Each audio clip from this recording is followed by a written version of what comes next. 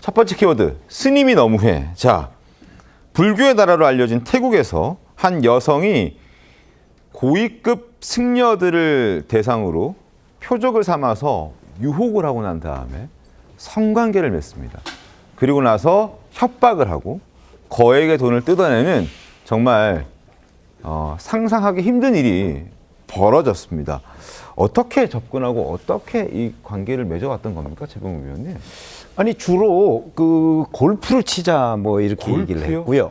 골프를 치자고 접근을 했고, 네. 그리고 나서 이제 뭐 신도인 것처럼 이렇게 네. 소개를 받고 뭐 이런 여러 가지, 왜냐하면 그 이제 그 관련 있는 승려들이 뭐 이제 지금 보도는 9명 이렇게 나오고 있는데, 네. 어느 보도에 보면 뭐 20명까지도 나오고요. 20명까지. 그리고 이제 본인이 그 지금 이 휴대전화에 네. 이 저장한 뭐 사진, 네. 그다음에 뭐 대화, 뭐 이런 게 무려 8만 건이라고 합니다.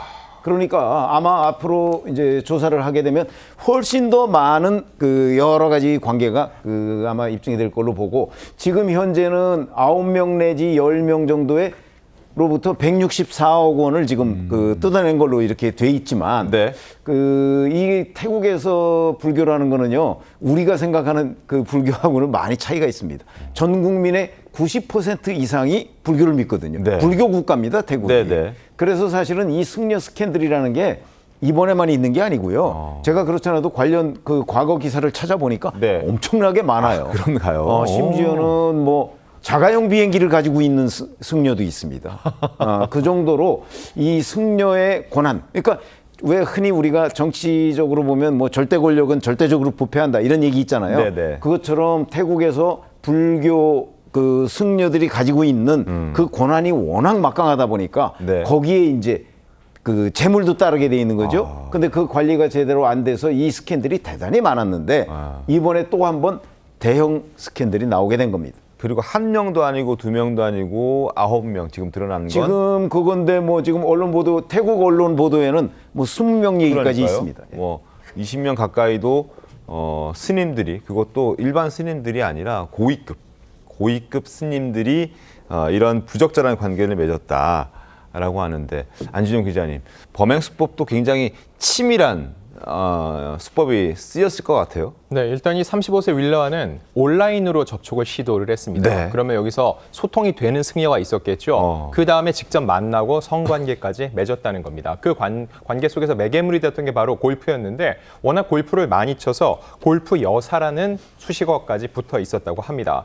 이 승려하면 태국에서 가장 성스럽고 존경받는 직업을 가진 이들이기 때문에 이 사태가 더욱더 일파만파 번지고 있는데, 이 여성이 왜 이런 일을 저질렀나를 봤을 때 이미 한 정치인과 이혼하고 경제적 어려움을 겪고 있었다는 거죠. 그래서 승려 중에서도 고위직, 재정적 권한을 갖고 있는, 즉 돈과 관련된 어떠한 힘을 쓸 수 있는 그런 고위직을 주로 노렸다는 겁니다. 그렇군요.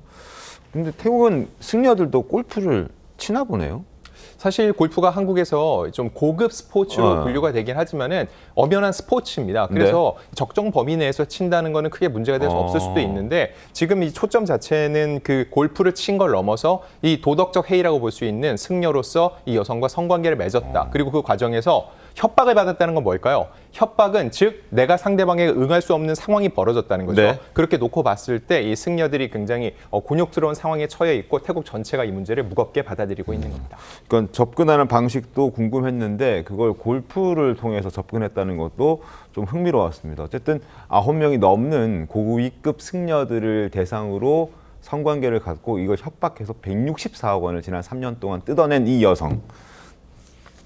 뭐 그런 여성이었습니다. 그리고 태국 정부도 가만히 있지 않죠? 어떤 대책을 좀 내놨습니까? 정말 과연 불교 국가답게 태국 승려 30만 명에 대해서 전수조사를 지금 한다고 합니다. 그래서 이제 일단 국왕이 수여한 칙명, 고위 승려한테 수여했던 칙명을 갖다가 81명한테 했는데 그걸 전부 다 철회를 했고요. 네. 그리고 이 승려 규율도 전면 재검토를 한다고 합니다.